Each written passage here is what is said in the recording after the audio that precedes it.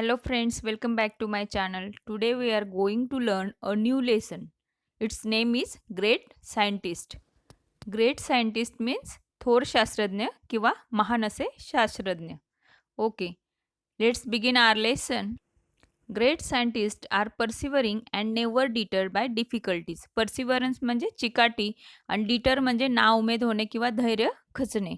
तर great scientist हे कसे असतात बाळांनो, ते त्यांचं काम अगदी चिकाटीने करत असतात आणि त्याचबरोबर जर काही डिफिकल्टीज आल्या, काही अडचणी आल्या त्यांच्या कामामध्ये, तरी ते त्यांचं धैर्य खचत नाही किंवा ते नाउमेद होत नाही. म्हणजेच ते त्यांच्या कामाला चिकटून राहतात. त्यामुळे नवीन-नवीन गोष्टींचा ते शोध लावू शकतात. आज आपण अशाच एका थोर अशा महान अशा शास्त्रज्ञांविषयी पाहणार आहोत, ज्यांचं नाव आहे Michael Faraday. Michael Faraday is regarded as one of the most distinguished scientists and inventors of modern times. पहा मग आधुनिक युगातला मायकेल फॅराडे काय मानला जातो? रिगार्डेड म्हणजे मानला जाणे. As one of the most distinguish म्हणजे फेमस, प्रसिद्ध असा, नावाजलेला असा सायंटिस्ट अँड इन्व्हेंटर्स म्हणजे इन्व्हेंटर म्हणजे संशोधक. तर महान अशा इन्व्हेंटर्स आणि त्याचबरोबर शास्त्रज्ञांपैकी एक मायकेल फॅराडे हा आहे. And his work on electricity is steel a subject of study. आणि त्यांनी इलेक्ट्रिसिटी याच्यावर जे काही काम केलं आहे, जे काही वर्क केलं आहे, तर त्यांचं ते इलेक्ट्रिसिटीवरचं वर्क आजही एक अभ्यासासाठी एक सब्जेक्ट म्हणून आहे, in the form of Faraday's laws. तर कशाच्या फॉर्ममध्ये आहे ते? Faraday's laws. Okay, but few know his inspirational life story which is all about courage and fighting against the odds. Odd म्हणजे काय? तर अडचणी किंवा प्रतिकूल परिस्थिती, आणि करेज म्हणजे धैर्य, आणि त्याचबरोबर इन्स्पिरेशनल म्हणजे प्रेरणादायक असं. Few know his inspirational life story म्हणजे अगदी थोड्याच लोकांना त्यांच्या या प्रेरणादायक अशा लाईफ स्टोरीविषयी माहिती आहे, आणि which is all about courage and fighting against the odds. आणि त्यांनी त्यांच्या जीवनामध्ये हिमतीने कशा पद्धतीने कार्य केलं, कशा पद्धतीने संशोधन केलं, आणि त्याचबरोबर प्रतिकूल परिस्थितीवरही मात केली आणि एक महान असे शास्त्रज्ञ ते बनले. Michael Faraday was born in to a poverty stricken family in a dirty London suburb. Michael Faraday यांचा जन्म कोणत्या फॅमिलीमध्ये झाला होता? पॉवर्टी स्ट्रिकन म्हणजे अगदी दारिद्र्याने गांजलेला, खूप गरीब अशी परिस्थिती असलेल्या फॅमिलीमध्ये त्यांचा जन्म झाला होता. आणि कुठे झाला होता? In a dirty London suburb. सबब म्हणजे उपनगर, मोठमोठ्या शहरांची उपनगरं असतात बाळांनो, तसं हे लंडनचं उपनगर होतं, आणि तेही कसं तर घाणेरडं असं डर्टी लंडन सबबमध्ये त्यांचा जन्म झाला होता. ही suffered from a speech defect as a child. जेव्हा ते लहान होते तर लहानपणापासून, डिफेक्ट म्हणजे काय तर दोष, आणि स्पीच म्हणजे बोलण्यातला, म्हणजे त्यांच्या बोलण्यामध्ये एकतर बोबडेपणा असेल, तोत्रेपणा असेल, लहान लहान मुलांच्या बोलण्यात असतो हा, तशा पद्धतीने अगदी लहानपणापासून त्यांच्या बोलण्यात दोष आढळला होता.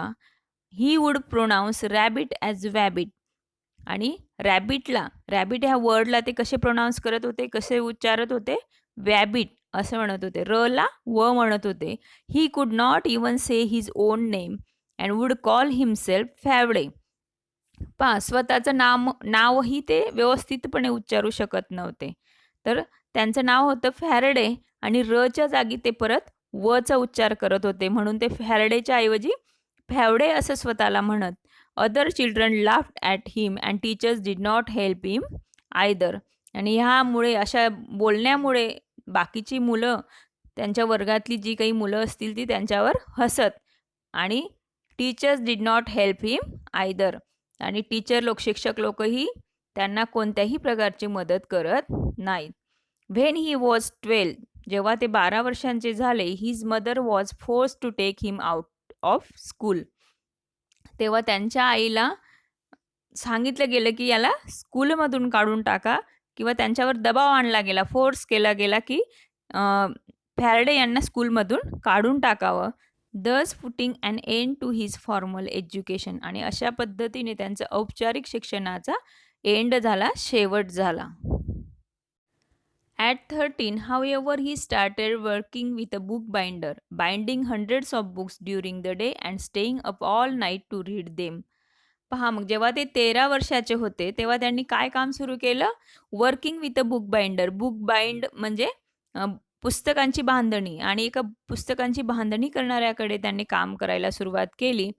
आणि काय करायचे ते binding hundreds of books during the day आणि एका दिवसामधून 100 बुक ते बुक बाइंड करायचे and staying up all night to read them आणि ते तिथंच थांबत आणि रात्रभर काय करायचे जे बुक्स त्यांनी बाइंड केले, बुक बाइंडिंग केलेले आहेत तर त्या बुक्स ते रात्रभर वाचायचे. बरीच काही बुक्स ते रात्री वाचून काढायचे.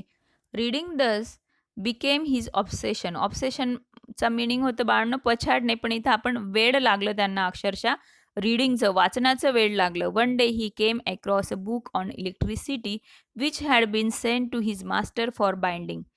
त्याच्या मालकाकडे एक बुक आलं होतं आणि कशावर होतं ते इलेक्ट्रिसिटीवर, विजेवर होतं आणि which had been sent to his master for binding आणि बाइंडिंगसाठी ते बुक तिथं आलं होतं. He started reading it and was completely hook.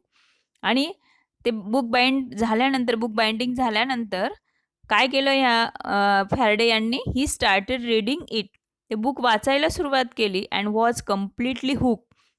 Hook म्हणजे अडकणे असं होतं, पण इथं आपण ते अगदी तल्लीन झाले ते बुक वाचण्यात. That was his first introduction to the subject of electricity. आणि अशा पद्धतीने इंट्रोडक्शन म्हणजे ओळख, पहिल्यांदा त्यांची इलेक्ट्रिसिटी म्हणजे वीज ह्या विषयाशी ओळख झाली. Which soon became a life long fascination. Fascination म्हणजे आकर्षण आणि जे त्यांच्या जीवनभराचं फॅसिनेशन ठरलं, आकर्षण ठरलं. Faraday was steel poor at 21 years old झाले. ते 21 वर्षाचे झाले आणि तरीसुद्धा त्यांची परिस्थिती कशी होती? गरिबीची होती. Once a friend gave him a free ticket to a public lecture and demonstration by the renowned chemist Humphry Davy at London's Royal Institution. आणि काय झालं? त्यांच्या एका मित्राने once a friend gave him a free ticket, एक ticket दिलं मोफत असं, फुकट असं. कशाचं होतं ते ticket? To a public lecture and demonstration म्हणजे सार्वजनिक असं भाषण होतं आणि डेमॉन्स्ट्रेशन म्हणजे सादरीकरण किंवा आपण प्रयोग म्हणूयात. Bye the renowned chemist. Chemist म्हणजे रसायनशास्त्रज्ञ आणि ज्यांचं नाव होतं हम्फ्रे डेव्ही. हम्फ्रे डेव्ही यांचं पब्लिक लेक्चर होतं आणि काही प्रयोग ते दाखवणार होते. कुठे? तर लंडन्स रॉयल इन्स्टिट्यूशनमध्ये. हम्फ्रे डेव्ही हे त्यावेळेस खूप प्रसिद्ध असे केमिस्ट होते, रसायनशास्त्रज्ञ होते आणि Davy's work on chemicals and electrical lighting was the subject of conversation among the scientist of that age. Davy यांच्या रसायने त्याचबरोबर इलेक्ट्रिकल लाइटिंग म्हणजेच काय? विद्युत प्रकाश ह्या विषयावर त्यांनी जे काही काम केलेलं होतं त्या कामाविषयीचीच चर्चा त्यावेळचे शास्त्रज्ञ करत असत. 70 years later, across the Atlantic Ocean in the USA, the same work enabled Thomas Edison to produce the first consistent light bulb. Consistent म्हणजे काय? तर सतत असा. आणि लाईट बल्ब म्हणजे काय? तर तुम्हाला माहिती, बल्ब म्हणजे काय? तर दिवा, प्रकाश देणारा असा दिवा. कोणी बनवला? थॉमस एडिसन यांनी. तर पहा मग अगदी 70 वर्षानंतर अटलांटिक महासागरापलीकडचं अमेरिका येथील त्याच कार्यामुळे थॉमस एडिसनला पहिला सतत प्रकाश देणारा दिवा बनवता आला. That day in 1812 Faraday was spellbound by Davy's lecture. Spellbound म्हणजे काय? तर अगदी मंत्रमुग्ध होणे. मग 1812 मध्ये जेव्हा फॅरडे यांनी हे डेव्ही यांचं लेक्चर ऐकलं, भाषण ऐकलं, तो अगदी ते भाषणामध्ये तल्लीन झाला होता, ऐकण्यात गुंग झाला होता. He kept taking notes about the mysterious force of electric fluid. Electric fluid म्हणजे काय? तर विद्युत प्रवाह. आणि तो काय करत होता फॅरडे? टेकिंग नोट्स काढत होता त्या भाषणाच्या. आणि about the mysterious force. Mysterious म्हणजे रहस्यमय असा फोर्स. कोणता? तर इलेक्ट्रिक फ्लुइड, विद्युत प्रवाहाच्या त्या मिस्टेरियस फोर्स विषयीच्या तो नोट्स काढून घेत होता. He was so engrossed in the lecture that he forgot to applaud with the rest of the crowd. एवढा तो तल्लीन झाला होता. एनग्रॉस म्हणजे मंत्रमुग्ध होणे किंवा तल्लीन होणे in the lecture that he forgot to applaud म्हणजे काय, वाहवा करणे. तर त्या लेक्चर ऐकण्यात तो एवढा तल्लीन झाला होता फॅरडे, की अगदी त्या भाषणाला दाद द्यायला किंवा टाळ्या वाजवून वाहवा करायला सुद्धा तो विसरला होता. With the rest of the crowd म्हणजे त्या भाषणाला जे काही गर्दी जमली होती, तर ती टाळ्या वाजवून त्या भाषणाविषयी वाहवा किंवा दाद देत होती. पण फॅरडे तेवढं सुद्धा विसरला होता. व्हेन ही वेंट बॅक, जेव्हा तो परत गेला, his notes were so comprehensive म्हणजे काय, सविस्तर अशा नोट्स काढल्या होत्या त्याने, अगदी डिटेलमध्ये नोट्स काढल्या होत्या. That he bound them in to a book. आणि अगदी छान असं तो पुस्तक त्या नोट्सवर तयार करू शकत होता. Meaning to gift it to a Davy someday. आणि काय केलं त्याने, तसंच केलं. ही बाउंड देम, अगदी छानपैकी बुक बाइंडिंगच्या इथंच तो काम करत होता, म्हणून त्याने त्या नोट्स छानपैकी अशा बाइंड केल्या, बांधल्या. आणि काय केलं त्यांनी, काय meaning to gift it to Davy someday. आणि डेवीला, जे प्रसिद्ध असे शास्त्रज्ञ आहेत, त्यांना गिफ्ट द्यायचं त्याने ठरवलं. Faraday decided that day that he didn't just want to sell books. त्या दिवसापासून फॅरडेने अगदी ठरवून टाकलं की फक्त तो पुस्तकं विकणार नाही. He wanted to be a great scientist. त्याला काय बनायचं होतं, तर ग्रेट सायंटिस्ट, थोर असं शास्त्रज्ञ, महान असं शास्त्रज्ञ फॅरडे यांना बनायचं होतं. Good enough to write his own books. आणि केवढं महान बनायचं होतं, तर अगदी त्यांच्यावरही बुक लिहिलं जाईल, पुस्तक लिहिता येईल असं. Davy became his role model. एक आदर्श असा नमुना, त्याच्या लाईफमधला आदर्श असं व्यक्तिमत्व जो त्याचं अनुसरण करणार होता. तर कोणाला ठरवलं त्याने, रोल मॉडेल डेवी यांना. But there was a problem. पण तिथं एक अडचण होती. He did not have the social status. Social status म्हणजे सामाजिक प्रतिष्ठा. त्याला सामाजिक प्रतिष्ठाही नव्हती, कारण त्यांची परिस्थिती ही गरिबीची होती. त्याचबरोबर मनी म्हणजे पैसा, or the education to pursue science. आणि त्यांचं एवढंही एज्युकेशन नव्हतं की परस्यू म्हणजे पाठलाग करणे. कशाचा पाठलाग, तर सायन्स, विज्ञानाचा, म्हणजे विज्ञानाचं नॉलेज मिळवण्या इतपत ही त्यांचं शिक्षण नव्हतं. Faraday thought it would be a wonderful if Davy became his mentor. Mentor म्हणजे मार्गदर्शक. आणि फॅरडे यांना वाटलं की डेवी जर आपले मार्गदर्शक बनले तर खूप छान होईल, वंडरफुल होईल. But Davy did not agree initially. पण डेवी त्याचे मार्गदर्शक बनण्यास तयार झाले नाहीत, सहमत झाले नाहीत. फॅरडे वॉज नॉट डिजेक्टेड म्हणजे निराश होणे, नाराज होणे. पण तरी फॅरडे हे नाराज झाले नाहीत. ही जस्ट केप ट्राईंग. त्यांनी प्रयत्न करणं सुरूच ठेवलं आणि ते प्रयत्न करत राहिले. Destiny had a strange plan in store for him. आणि पहा मग, नशिबाने काही वेगळंच त्यांच्यासाठी लिहून ठेवलं होतं. अ फ्यू इयर्स लॅटर, काही वर्षानंतर, chemical explosion happen inside Davy's lab and he was temporarily blinded. आणि काय झालं होतं मग, काही वर्षानंतर केमिकल एक्सप्लोजन, रासायनिक स्फोट झाला. कुठे, तर happen inside Davy's lab. Davy, आपल्याला माहिती आहे हम्फ्रे डेवी हे थोर शास्त्रज्ञ, त्यांच्या लॅबमध्ये रासायनिक स्फोट झाला आणि त्यामुळे काय झालं, ही वॉज म्हणजे डेवी टेम्पररीली ब्लाइंडेड. तात्पुरत्या म्हणजे थोड्या अवधीसाठी, थोड्या काळासाठी ते आंधळे झाले. ही नाव नीडेड अँड असिस्टंट. आणि आता त्यांना कोणाची गरज होती, एका ॲसिस्टंटची, एका सहाय्यकाची गरज होती. With and excellent memory to help him. आणि तो सहाय्यक कसा हवा होता त्यांना, तर एक्सलंट मेमरी, चांगली स्मरणशक्ती असलेला सहाय्यक त्यांना हवा होता. He was reminded. रिमाइंड म्हणजे आठवण करणे. त्यांनी आठवण केली कोणाची, तर फॅरडे याची. And decided to hire him as his secretary. आणि अशा पद्धतीने त्यांना फॅरडे यांची आठवण झाली आणि फॅरडेला त्यांनी पगार देऊन सेक्रेटरी नेमण्याचं ठरवलं. Hire him as his secretary. Davy never believed Faraday could do anything in the field of science going by his social status and education. तर आपण फॅराडे यांचं सोशल स्टेटस, सामाजिक प्रतिष्ठा पाहिली किंवा त्यांचं शिक्षण जर पाहिलं, तर डेवी यांना असं वाटत होतं, की फॅराडे विज्ञानाच्या बाबतीत सायन्सच्या क्षेत्रामध्ये काहीच करू शकणार नाहीत. He therefore dismiss Faraday's aspirations and advise him to stick to book binding. आणि अशा पद्धतीने डेवी यांना फॅराडेची जी महत्त्वाकांक्षा होती, ॲस्पिरेशन्स म्हणजे महत्त्वाकांक्षा, आशा आकांक्षा, फॅराडे यांची शास्त्रज्ञ बनण्याची जी आशा आकांक्षा होती, ती अगदी नाहीशी केली. म्हणजे त्यांच्या मनातून, फॅराडे यांच्या मनातून डेवी यांनी ती अपेक्षा काढून टाकली अँड ॲडवाइस हिम, काय सल्ला दिला? ॲडवाइस म्हणजे सल्ला देणे.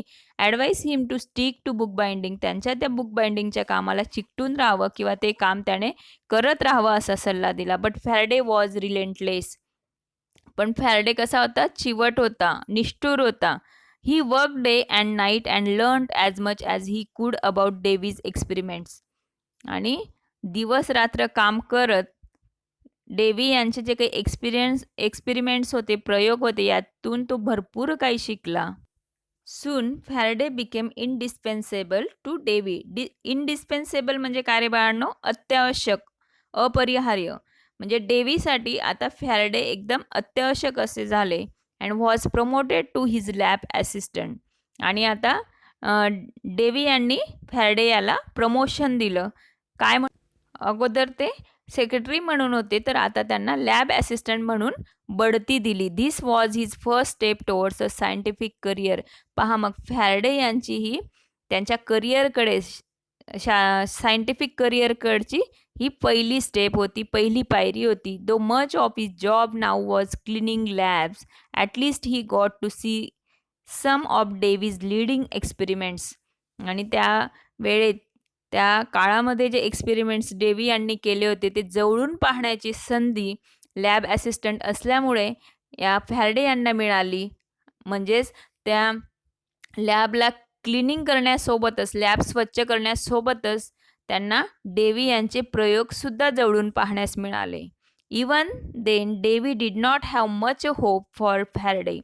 तरीसुद्धा डेव्ही यांना जास्त काही होप, जास्त काही अपेक्षा फॅराडेकडून नव्हत्या. Then Faraday got another chance to prove himself. पहा, तरीसुद्धा फॅराडे यांना एक नवीन परत संधी मिळाली स्वतःला प्रूव्ह करण्याची.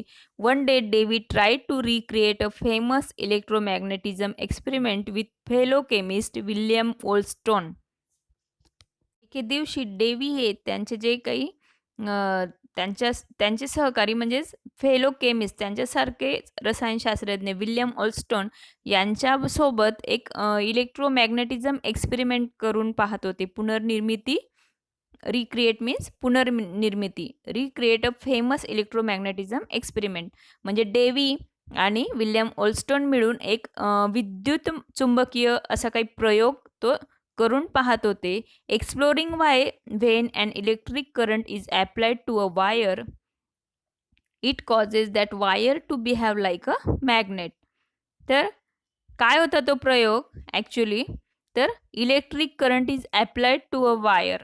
वायरमध्ये इलेक्ट्रिक करंट सप्लाय झाल्यानंतर, इलेक्ट्रिक करंट आल्यानंतर it causes that wire to behave like a magnet. म्हणजे त्या वायरचं रूपांतर चुंबकामध्ये होत होतं. Obviously the forces were connected but nobody had figure out how to make it happen continuously. पहा मग, विजेची बदल घडवून आणणारी शक्ती जोडली जात होती, पण हे स्पष्ट असताना देखील हे कोणी फिगर आउट करू शकत नव्हतं, कोणी शोधून काढू शकत नव्हतं की how to make it happen continuously. हे सतत घडत राहण्यासाठी काय करायचं हे कोणालाही समजत नव्हतं. Davy believe that if he could find out why it happen and control it, there could be many practical applications of the force. पहा मग, डेव्हीला काय वाटत होते की त्याने जर हे शोधून काढलं आणि त्यावर कसं नियंत्रण आणता येईल हे जर त्याने शोधलं, तर प्रत्यक्ष व्यवहारामध्ये या विद्युत शक्तीचा अनेक ठिकाणी वापर करता येईल. प्रॅक्टिकल ॲप्लिकेशन्स म्हणजे, ॲप्लिकेशन म्हणजे वापर करणे, प्रॅक्टिकली यूज करता येईल या विद्युत शक्तीचा. But he was unable to figure it out and was frustrated. पण डेव्हीला काही ते शोधून काढता आलं नाही आणि त्यामुळे तो काय झाला होता? फ्रस्ट्रेटेड म्हणजे निराश झाला होता, नाराज झाला होता. ही देन टीज म्हणजे चिडवणे.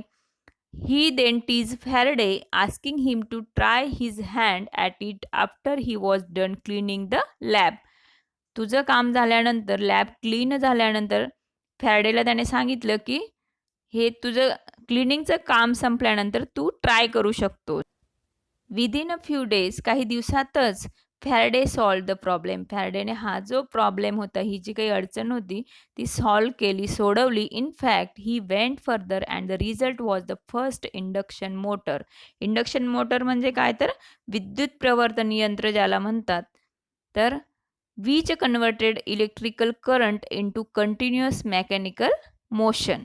पहा मग फॅरेडेने त्या तारांचं विद्युत तारांचं चुंबकामध्ये का रूपांतर होतं हेही शोधून काढलं. त्याचबरोबर त्याहून अजून काय केलं त्याने, तो आणखी पुढे गेला. त्याने आणखी अभ्यास केला, संशोधन केलं आणि काय शोधून काढलं त्याने, की ह्या विद्युत प्रवाहाचं सतत चालणाऱ्या यांत्रिक गतीमध्ये रूपांतर करणाऱ्या विद्युत प्रवर्तन यंत्र, जसं मी तुम्हाला म्हटलं की इंडक्शन मोटर, याचा त्याने शोध लावला.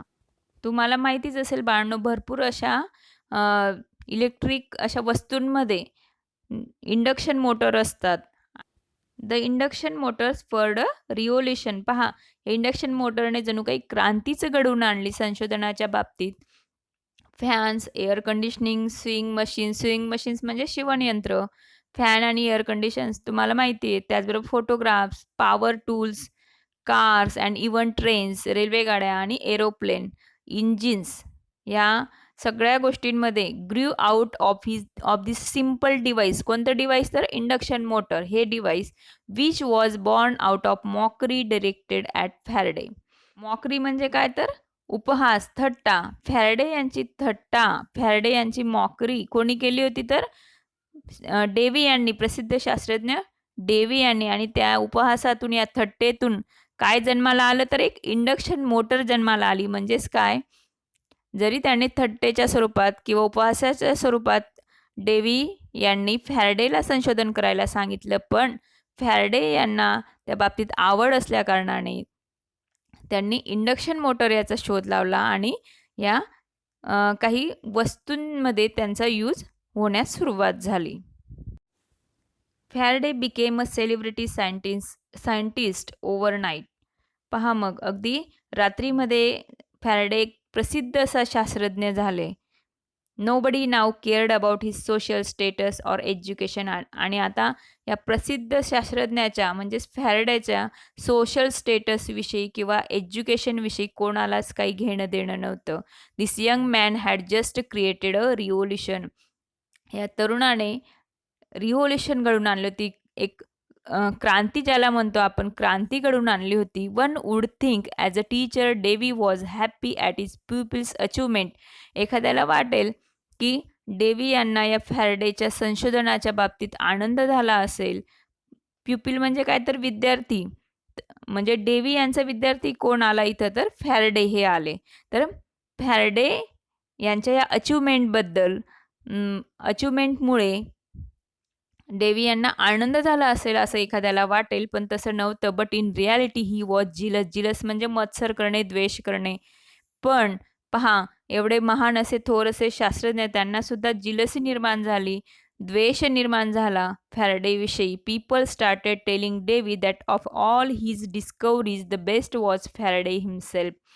आणि डेव्हीला लोक सांगू लागले की त्याच्या एवढ्या डिस्कवरीजमध्ये त्यांनी जे जे शोध लावले, डिस्कवरी म्हणजे शोध लावणे, तर त्यांनी जे जे काही शोध लावले त्याच्यातला बेस्ट शोध कोणता, तर फॅरेडे हा स्वतः आहे. म्हणजे फॅरेडेला त्यांनी शोधून आणलं. हा एक बेस्ट शोध आहे, चांगला असा शोध आहे, असं लोक डेव्हीला म्हणू लागले. दिस मेड हिम इवन मोर जिलस. आणि ह्या गोष्टीने त्याला, डेव्ही यांना जास्तीत जास्त मत्सरी बनवलं, द्वेष करू लागले ते फॅरेडे यांचा. And angry Davy gave Faraday an impossible task to keep him out of his way. आणि आता त्या डेव्ही यांना स्वतःच्या मार्गातून फॅरेडे यांना बाजूला काढायचं होतं, म्हणून इम्पॉसिबल टास्क म्हणजे काम आणि इम्पॉसिबल म्हणजे अशक्य, हे तुम्हाला माहितीच असेल. तर डेव्ही यांनी काय केलं, फॅरेडे याला इम्पॉसिबल टास्क दिलं, अशक्यप्राय असं काम दिलं. He handed him a piece of Bavarian glass. Bavarian glass, glass म्हणजे काच. तर बॅवेरियन ग्लासचा तुकडा डेव्ही यांनी फॅराडे यांना दिला, which was used in the lenses in telescopes and microscopes. Telescopes आणि मायक्रोस्कोप म्हणजे काय रे बाळांनो? टेलिस्कोप म्हणजे दुर्बीण आणि मायक्रोस्कोप म्हणजे सूक्ष्मदर्शिका. तर यांच्यामध्ये जे लेन्सेस, जे काच वापरले जातात, जे भिंग वापरले जातात, तर ask him to reverse engineer it. Reverse engineer म्हणजे काय? तर उलट्या पद्धतीने पुनर्निर्मिती करणे. तर त्यांनी काय काम दिलं? जो बॅवेरियन ग्लास होता त्याच्यावर उलट्या पद्धतीने प्रयोग करण्यास त्यांनी सांगितलं. पहा मग, Bavarian glass was manufacture by a secret complicated process and Davy knew that with the equipment available in the lab Faraday would never be able to accomplish the task. तर बॅवेरियन ग्लास हा कसा बनवला जातो? Manufacture म्हणजे बनवणे. त्याची secret, गुप्त अशी प्रोसेस आहे, प्रक्रिया आहे. कॉम्प्लिकेटेड आहे ती प्रक्रिया. कॉम्प्लिकेटेड म्हणजे कशी? गुंतागुंतीच्या अशा प्रक्रियेतून हा बॅवेरियन ग्लास तयार होत असतो, जी फॅराडे यांना त्याची कल्पनाही नसेल. अँड डेव्ही न्यू, आणि डेव्ही यांना माहिती होतं की विथ द इक्विपमेंट, इक्विपमेंट म्हणजे साहित्य, available in the lab Faraday would never be able to accomplish the task. Accomplish म्हणजे पूर्ण करणे, तर किंवा पूर्णत्वास नेणे किंवा सिद्धीस नेणे ज्याला म्हणतो आपण. तर जी काही लॅब आहे, फॅराडे ज्या लॅबमध्ये ते काम करतायत आता डेव्हीसोबत, म्हणजे डेव्ही यांची जी लॅब आहे त्याच्यामध्ये एवढं साहित्य नाही आहे की फॅराडे त्याच्यावर प्रयोग करू शकतील, त्या बॅवेरियन ग्लासवर प्रयोग करू शकतील, आणि त्यांचं काम काही पूर्ण होणार नाही हे डेव्हीला माहिती होतं. This piece of glass became a significant thing in his life. Significant म्हणजे काय? तर महत्त्वपूर्ण अशी गोष्ट ठरली. आता फॅराडे यांच्या जीवनामधील हा जो ग्लासचा तुकडा होता तो एक महत्त्वपूर्ण असा ठरला. Faraday had a never give up attitude and he respected Dewey. पहा मग, फॅराडेंचा ॲटिट्यूड कसा होता? तर नेवर गिव्ह अप, म्हणजे ते कधीही हार मानायचे नाहीत, आणि म्हणून त्यांनी अगदी आदराने डेव्हीकडून त्यांनी जे काही कार्य दिलं ते ॲक्सेप्ट केलं. So he accepted the assignment. आणि असाइनमेंट म्हणजे काय? तर नेमून दिलेलं काम.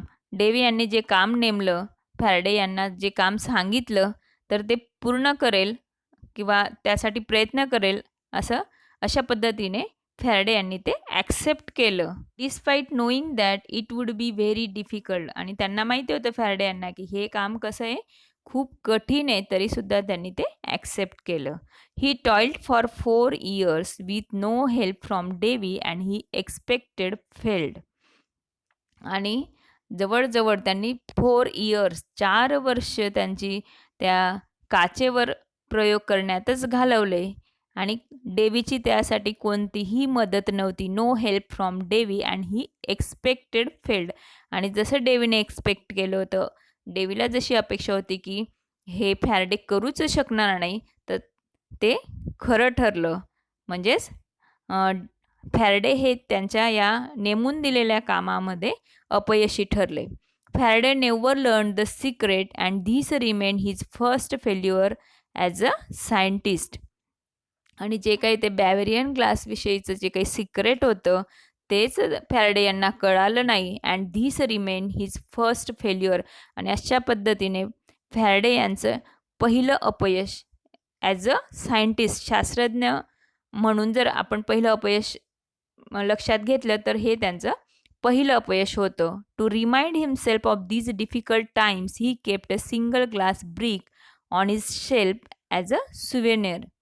आणि त्यांनी काय केलं मग, हे पहिलं अपयश त्यांना कायम लक्षात राहावं यासाठी, हे जे काही डिफिकल्ट टाइम्स, ही वाईट वेळ, कठीण वेळ ज्याला त्यांनी 4 वर्ष दिली, तर ते लक्षात राहण्यासाठी त्यांनी काय केलं? ही kept a single glass brick. एका सिंगल ग्लासची ब्रिक म्हणजे वीट ज्याला म्हणतो, तर त्यांनी एक शेल्फमध्ये ती ठेवून घेतली ॲज अ सुव्हनियर. सुव्हनियर म्हणजे काय, तर स्मरणिका म्हणून. एक त्यांना लक्षात राहण्यासाठी त्यांनी ती वीट तयार करून ठेवून घेतली. दिस वूड इन्स्पायर हिम. इन्स्पायर म्हणजे प्रेरणा देणे, प्रोत्साहन देणे ड्युरिंग डिफिकल्ट टाइम्स. तर अशा पद्धतीने ती वीट काय करत होती, त्यांना एक प्रकारे प्रेरणा देत होती त्यांच्या कठीण काळामध्ये. In 1829, Davy died and Faraday succeeded him as head of the laboratory. आणि 1829 डेव्ही हे मरण पावले आणि आता त्यांची जी लॅबोरेटरी होती, जी प्रयोगशाळा होती, त्याचं फॅरेडे सक्सिडेड हिम ॲज हेड. आणि आता हेड प्रमुख कोण झालं त्या प्रयोगशाळेचं, तर ते फॅरेडे होते. He was free to pursue whatever he liked and he made another revolutionary discovery. आणि आता ते कसे होते, अगदी फ्री होते, त्यांना कोणाचीही रोकटोक नव्हती फॅरेडे यांना. आता ती प्रयोगशाळा त्यांच्या ताब्यात आली होती. डेव्ही यांची प्रयोगशाळा त्यांच्या ताब्यात आली होती आणि ते काय करू शकत होते, त्यांना जे वाटेल, ज्या गोष्टींवर त्यांना प्रयोग करायचे होते, तर ते करू शकत होते. And he made another revolutionary discovery. आणि त्यामुळे आता त्यांनी दुसरा अशी त्यांच्या डिस्कवरीमध्ये, त्यांच्या शोधामध्ये क्रांती घडवून आणली. He notice that if he moved a magnet it could produce electrical current. पहा मग आता काय नोटीस झालं, त्यांना काय लक्षात आलं, तर मॅग्नेटला जर फिरवलं तर काय होतं, तर इलेक्ट्रिक करंट, त्याच्यातून विद्युत निर्मिती होते. दस he could now convert motion into electricity. आणि त्याच्यामुळे ते आता काय करू शकणार होते, तर गतीला विद्युत प्रवाहात बदलू शकणार होते. दस he could now convert motion into electricity म्हणजे काय, तर मोशन म्हणजे गती, तर गतीचं रूपांतर अशा पद्धतीने इलेक्ट्रिसिटीमध्ये, विद्युत प्रवाहामध्ये होऊ शकणार होतं. This is how the electrical generator was born. आणि अशा पद्धतीने इलेक्ट्रिकल जनरेटर म्हणजे माहितीचे बाळणं तुम्हाला, की ज्याच्यापासून आपण विद्युत निर्मिती करू शकतो असं यंत्र. तर त्या जनरेटरचा जन्म झाला होता. Something still use today to generate all kinds of power like dynamos and other devices. म्हणजे आजही डायनॅमोज सारखे काही उपकरणं विद्युत शक्ती निर्माण करण्यासाठी वापरले जातात बाळांनो. Faraday was now a legend. Legend म्हणजे काय, तर दंतकथा. एक प्रकारे फॅरेडेचं लाईफ, फॅरेडेचं जीवन एक दंतकथाच ठरली होती. In 1840 he develop memory loss. Memory loss म्हणजेच स्मरणशक्तीचा ऱ्हास होत होता. त्याची जी स्मरणशक्ती होती ती दिवसेंदिवस कमी कमी होत जात होती.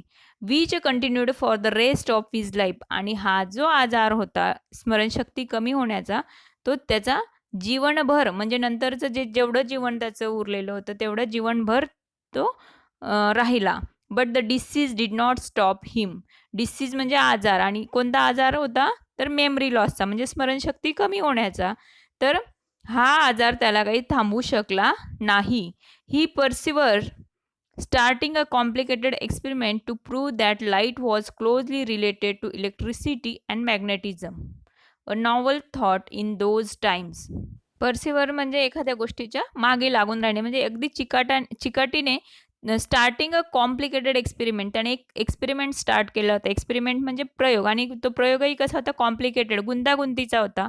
To prove that light was closely related to electricity and magnetism.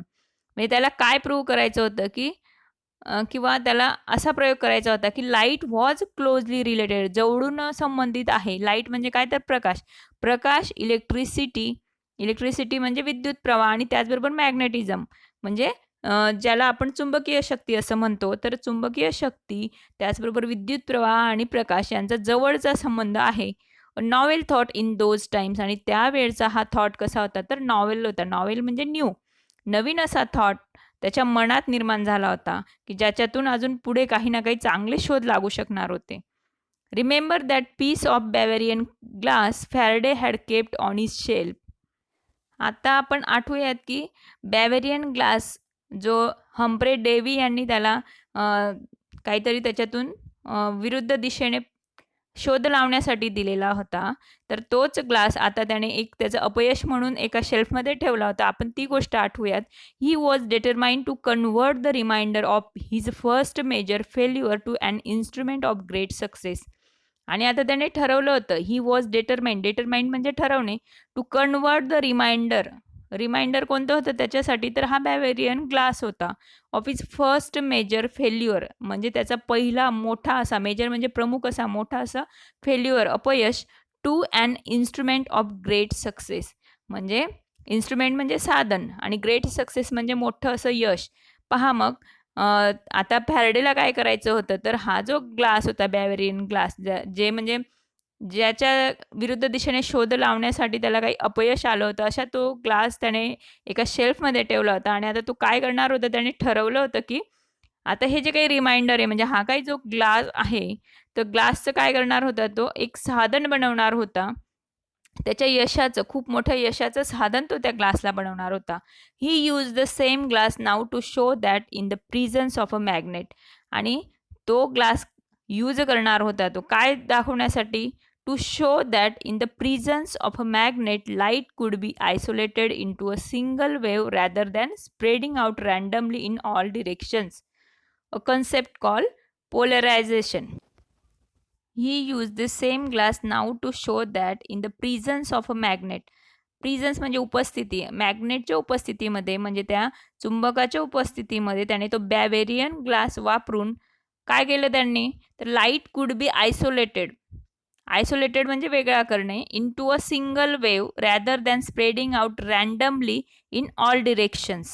पहा मग जो प्रकाश आहे तो काय केलं त्यांनी, एक वेगळा केला, म्हणजे वेगळा कसा केला, तर एका सिंगल वेव्हमध्ये त्यांनी तो चुंबकाच्या उपस्थितीमध्ये दाखवला त्या काचेच्या साहाय्याने, rather than spreading out randomly, म्हणजे सहजगत्या तो सगळ्या डिरेक्शन्समध्ये न पसरता एका सिंगल वेव्हमध्ये त्यांनी तो दाखवला, अ कन्सेप्ट कॉल पोलरायझेशन.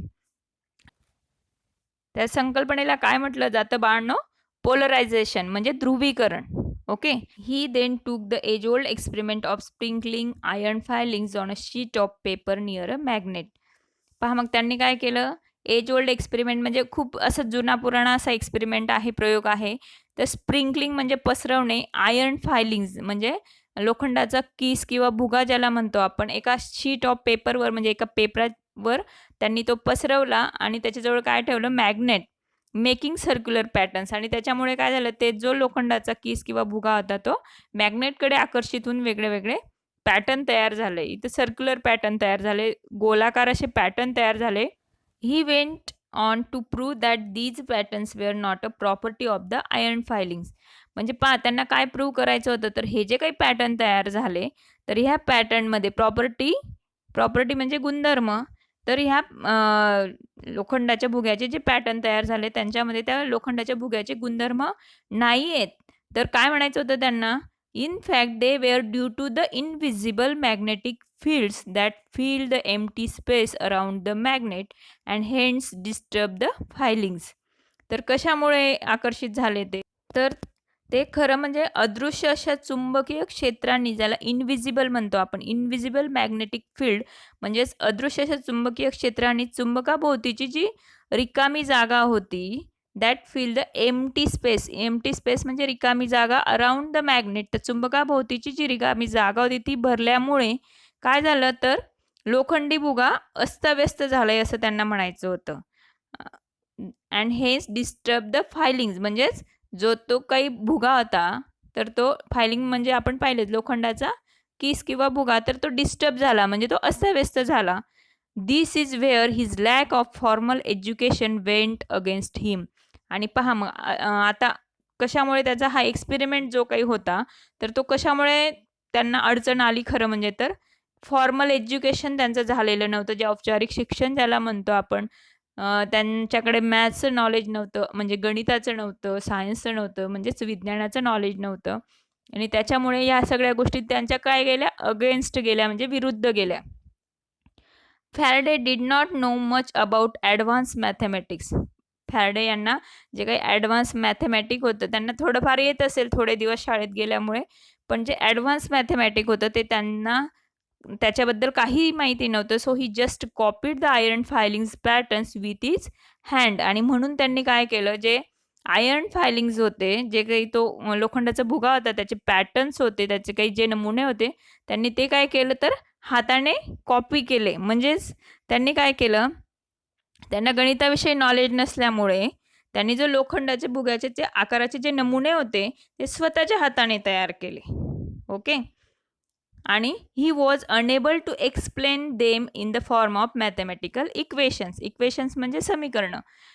मॅथमॅटिक्स माहिती तुम्हाला गणिताविषयीची, गणिताचे. He was enable.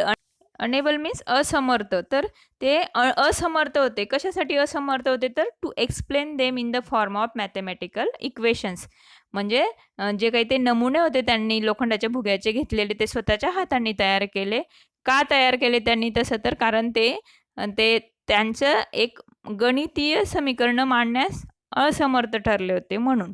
He made hundreds of such drawings but without equations they were not accepted.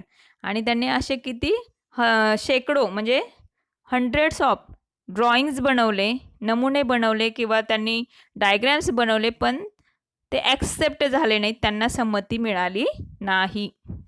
Fortune favour the brave Faraday once again. आणि पहा मग नशिबाने परत फॅरडे यांना साथ दिली. When he met James Maxwell. James Maxwell a wealthy educated physicist well versed in mathematics. पहा मग जेम्स मॅक्सवेलसुद्धा एक भौतिकशास्त्रज्ञ होते. कसे होते? तर वेल्दी म्हणजे त्यांच्याकडे भरपूर अशी संपत्ती पण होती. त्याचबरोबर एज्युकेटेड होते, चांगले शिकलेले होते. वेल वर्स इन मॅथमॅटिक्स आणि ते चांगले शिक्षित आणि त्याचबरोबर गणितज्ञसुद्धा होते. अशा या भौतिकशास्त्रज्ञाला ते भेटले. He was willing to work with Faraday. आणि पहा तर त्यांनासुद्धा म्हणजे मॅक्सवेल यांनासुद्धा फॅरडे बरोबर काम करायची इच्छा होती. It was Maxwell who translated Faraday's idea in to a set of equations that are now called Maxwell's equations. आणि अशा पद्धतीने त्यांनी सोबत काम करून हे जे काही नमुने तयार केलेले होते फॅरडे यांनी, तर मॅक्सवेल यांनी काय केलं? तर हू ट्रान्सलेटेड फॅरडेज आयडिया म्हणजे फॅरडेची जी संकल्पना होती, कल्पना होती, in to a set of equations, त्यांच्या इक्वेशनच्या सेटमध्ये ती तयार झालेली, that are now called Maxwell's equations. म्हणजे कोणी मदत केली ते इक्वेशन्समध्ये तयार करण्यासाठी? तर मॅक्सवेल यांनी ते तयार केले. एका गणितज्ञ असल्यामुळे त्यांना ते इक्वेशन्स जमले, समीकरणं जमले आणि म्हणूनच त्या इक्वेशन्सला काय म्हटलं जातं? आता तुम्हालाही पुढे अभ्यासाला असणार आहेत हे इक्वेशन्स, तर त्यांना म्हटलं जातं मॅक्सवेल्स इक्वेशन्स. म्हणजेच मॅक्सवेलची समीकरणं या नावाने ती ओळखले जातात. Their combine work has help us in many ways. Combine म्हणजे त्यांनी दोघं मिळून केलेलं काम, फॅरडे आणि मॅक्सवेल यांनी मिळून केलेलं काम help us in many veg. आणि आपल्याला भरपूर प्रकारे भरपूर मार्गाने मदतीस येतं आहे, म्हणजे कामाच येतं आहे. Electronics and communication system today are design around their discoveries. आजच्या ज्या काही इलेक्ट्रॉनिक्स आणि कम्युनिकेशन पद्धती ज्या आहेत, ज्याला कम्युनिकेशन सिस्टीम म्हणतो, तर ज्या काही डिझाईन केल्या गेल्या आहेत अराउंड देअर डिस्कवरीज, म्हणजे त्या कशाच्या आधारावर आहेत? तर हे यांच्या दोघांच्या संशोधनावर आधारित आहेत. We might even be able to communicate with aliens across different galaxies using the products of these discoveries. पहा त्यांच्या डिस्कवरीचा, त्यांच्या शोधाचा काय उपयोग होणार आहे आपल्याला? तर वी कॅन एबल म्हणजे आपण समर्थ ठरणार आहोत, आपण कम्युनिकेट करू शकणार आहोत. कोणाशी? With alien. एलियन म्हणजे जे काही परदेशी, इथं परग्रहावर राहणारे जे काही आहेत, त्या परग्रहावरील जीवांशी आपण कम्युनिकेट करू शकणार आहोत, संवाद साधू शकणार आहोत. Using the products of these discoveries म्हणजे या शोधाच्या आधारावर, या दोघांनी लावलेल्या शोधांच्या आधारावर आपण परग्रहावर असणाऱ्या एलियन्सशी सुद्धा, परग्रहावर असणाऱ्या जीवांशी सुद्धा बोलू शकणार आहोत, कम्युनिकेट करू शकणार आहोत. फॅरडेज लाईफ स्टार्टेड विथ डिफिकल्टीज. आपल्याला माहिती की फॅरडे यांचं जीवन कठीण अशा प्रसंगातून, अडचणीतून त्यांच्या जीवनाची सुरुवात झाली. But as a great scientist, पण as a great scientist he met each difficulty. त्यांनी प्रत्येक डिफिकल्टीला, प्रत्येक अडचणीला तोंड दिलं. विथ पर्सिवरन्स म्हणजे चिकाटीने, अँड कन्व्हिक्शन अगदी खात्रीने, विश्वासाने त्यांनी प्रत्येक अडचणीला तोंड देऊन एक फेमस असे ते शास्त्रज्ञ झाले. He was given impossible task. अगदी अशक्य असणाऱ्या गोष्टी त्यांनी जगाला दिल्या. Which he undertook as challenges and opportunities. म्हणजे त्यांच्यासमोर भरपूर अशी आव्हानं, चॅलेंजेस म्हणजे आव्हानं आणि संधी, जी काही आव्हानं होतं त्यांनी संधीच्या रूपात स्वीकारलं. ही epitomizes what the Walt Disney character Pinocchio said, "When you wish upon a star, it does not matter who you are." पहा किती सुंदर असं म्हटलंय या वॉल्ट डिस्ने यांच्या कॅरेक्टरने, एका पात्राने, ज्याचं नाव आहे पिनॉशिओ, की when you wish upon a star, तुम्ही जेव्हा एखाद्या ताऱ्याची इच्छा करता, इथं ताऱ्याची इच्छा म्हणजे एखादं तुम्ही स्वप्न बाळगता. आपण पाहिलं यांचं जे काही आहे ते शास्त्रज्ञ, त्यांचं स्वप्न काय होतं फॅराडे यांचं, तर एक ग्रेट सायंटिस्ट बनण्याचं, आणि ते अखेर ग्रेट सायंटिस्ट बनलेच. It does not matter who you are, म्हणजे तुमची परिस्थिती कशी आहे किंवा तुमचं तेवढं सोशल स्टेटस आहे की नाही किंवा एज्युकेशन आहे की नाही, ह्या सगळ्या कोणत्याच गोष्टी मॅटर झाल्या का? नाही. त्या सगळ्या कोणत्याही गोष्टी त्यांनी त्यांच्याविषयी मॅटर नाही करत. तर स्टार म्हणून ते जन्माला आलेले नसले तरी एक स्टार म्हणून ते मरण पावले असंही आपण म्हटलं तरी चालेल. When you wish upon a star, जर तुम्हाला एखादा तारा, एखादं स्वप्न बाळगलं तुम्ही, तर it does not matter who you are, तर तेव्हा तुम्ही कोण आहात हे महत्त्वाचं नसतं, तर ते स्वप्न महत्त्वाचं असतं आणि त्या स्वप्नपूर्तीसाठी आपण चिकाटीने केलेले प्रयत्न महत्त्वाचे असतात. तर ह्या गोष्टीचा एक आदर्श नमुना, इपिटमी ज्याला म्हणतो आपण, इपिटोमायझेस, अशा प्रकारे आदर्श नमुना कोण ठरलंय, तर मायकल फॅराडे ठरलेत. ओके. माझ्या विद्यार्थी मित्रांनो, व्हिडिओ तुम्ही पूर्ण पाहत जा आणि त्याचबरोबर व्हिडिओला लाईक करा, शेअर करा आणि माझ्या चॅनलला सबस्क्राईबही करा. थँक्यू.